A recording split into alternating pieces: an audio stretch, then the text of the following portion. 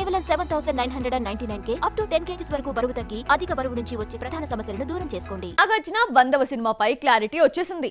Vikram movie Telugu దర్శకుడు వి Madhusudan రావుతో Nag journey మొదలు కాగా 100వ సినిమా ఛాన్స్ ని తమిళ డైరెక్టర్ కి ఇచ్చేశాడు. ఇంతకీ నాగ్ ప్రెస్టీజియస్ ప్రాజెక్ట్ ఎలా ఉండబోతోంది? కింగ్ సెంచరీకి ఒక అడుగు దూరంలో ఉన్నాడు. ఈ నెల 29న 66వ ఏట అడుగు పెడుతున్న నాగార్జున ఇండస్ట్రీకి వచ్చి దాదాపు 4 దశాబ్దాలవుతోంది. కుబేర్తో క్యారెక్టర్ ఆర్టిస్ట్ గా, కూలీతో విలన్ గా మారిన నాగ్ 100వ సినిమాపై దృష్టి పెట్టాడు. ఈ క్రేజీ ప్రాజెక్ట్ మనల్లా గ్రాండ్ లెవెల్లో నిలిచిపోవాలని ప్లాన్ చేస్తున్నాడు. నాగార్జున డెబ్యూ మూవీ విక్రమ్ 1986 లో రిలీజ్ అయింది. 38 ఏళ్ల కెరియర్ లో 99 సినిమాల్లో నటించాడు. ఏడాదికి యావరేజ్ గా 3 సినిమాలు చేశాడు. గీతాంజలి, మజ్ను వంటి లవ్ స్టోరీస్, శివ ఆఖరి పోరాటం లాంటి యాక్షన్ మూవీస్, హలో బ్రదర్, అల్లరి అల్లుడు వంటి ఎంటర్టైన్మెంట్ మూవీస్ చేయడంతో పాటు అన్నమయ్య, శ్రీరామదాసు వంటి భక్తి కథా చిత్రాలతో మెప్పించాడు నాగార్జున.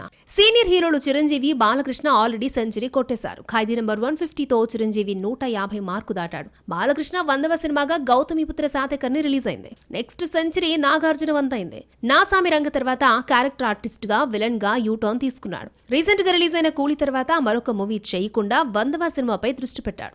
3 తరాల అక్కినేని హీరోలు ఏఎన్ఆర్, నాగార్జున, నాగచైతన్య, అఖిల్ కలిసి నటించిన సినిమా మనం సినిమా చరిత్రలో నిలిచిపోయింది.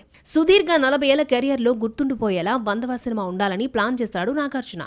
మనంను మలయాళ డైరెక్టర్ విక్రమ్ కుమార్ డైరెక్ట్ చేయగా నాగ్ తన 100వ సినిమాను తమిళ దర్శకుడు రా కార్తీక్ చేతిలో పెడుతున్నాడు. నితం ఓరు వాణం మూవీతో మెగాఫోన్ పట్టిన కార్తీక్ డెబ్యూ మూవీతోని గుర్తింపు తెచ్చుకున్నాడు. 2 ఏళ్లుగా మరొక మూవీ చేయలేదు. 6 నెలలుగా కథను వండుతున్నాడని జగపతి బాబు టాక్ షోలో చెప్పాడు నాగ్. కూలీ తర్వాత నటించే సినిమా ఇదేనని, యాక్షన్ ఫ్యామిలీ డ్రామాగా ఉంటుందన్నాడు నాగార్జున.